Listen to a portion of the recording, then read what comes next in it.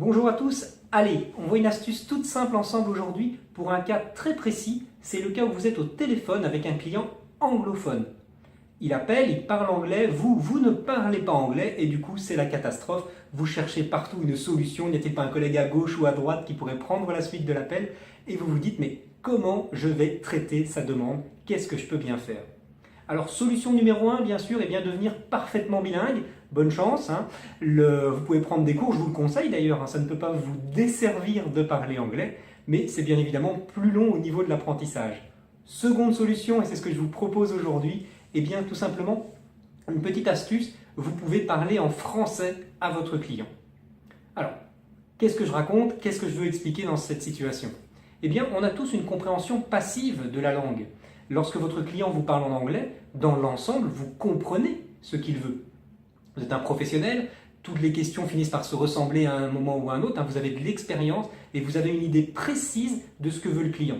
Faites le test, vous allez vous rendre compte que quand le client vous pose la question, il vous expose son problème, vous comprenez sa demande, mais vous n'osez pas lui répondre en anglais. La problématique n'est pas dans la compréhension, mais souvent dans le fait de se lancer. Lorsqu'on est dans une langue étrangère, eh bien on n'ose pas parler. Eh bien, la solution, c'est tout simplement de retourner ce fait qu'on a une compréhension passive vers le client. Parlez-lui en français. Et qu'est-ce qu'il va faire? Il va vous répondre en anglais. Et vous allez ainsi de suite pouvoir mener une conversation, même complexe, en parlant chacun dans votre langue. Vous parlez en français, il vous répond en anglais. Et vous réenchérissez en français et il va continuer à son tour en anglais. La compréhension passive que vous avez de l'autre langue est largement suffisante pour rendre service à un client. Le service à la clientèle, c'est ça. C'est amener des solutions au client. Le fait qu'on ne lui parle pas dans sa langue n'est pas très important. Il veut une réponse et vous allez pouvoir lui amener cette réponse. Donc, vous comprenez ce qu'il dit. À son tour, il comprend ce que vous dites. Eh bien, pourquoi aller chercher plus loin? Parlez en français, il parle en anglais. Essayez. Je vous conseille d'essayer. J'ai mené des centaines d'entretiens téléphoniques avec cette technique, en parlant en français, en laissant mon interlocuteur répondre en anglais. Parfois, dans les situations les plus complexes, eh bien, vous devez parfois utiliser un mot anglais, juste pour être sûr de bien vous faire comprendre, mais vous pouvez fonctionner comme ça, je vous le confirme, je vous l'assure.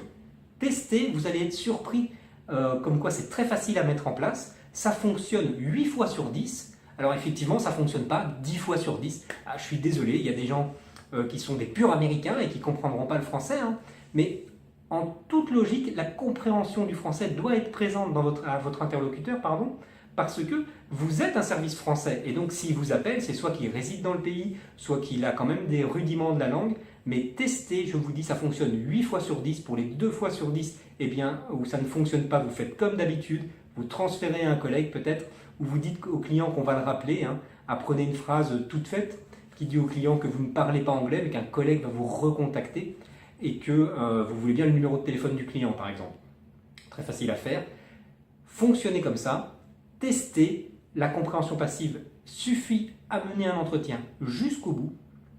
Si ça ne fonctionne pas, c'est que soit votre compréhension passive est trop faible, soit vraiment on est dans les 2 cas sur 10, et dans ce cas-là, ne vous découragez pas, retestez et retestez encore, vous allez voir, ça fonctionne d'une façon très efficace. Voilà, je vous laisse tester. N'hésitez pas bien sûr à mettre un commentaire sous la vidéo pour me dire si pour vous ça a fonctionné ou non. Mais dans tous les cas, je vous encourage à vous lancer, à tenter votre chance et vous allez être surpris du résultat.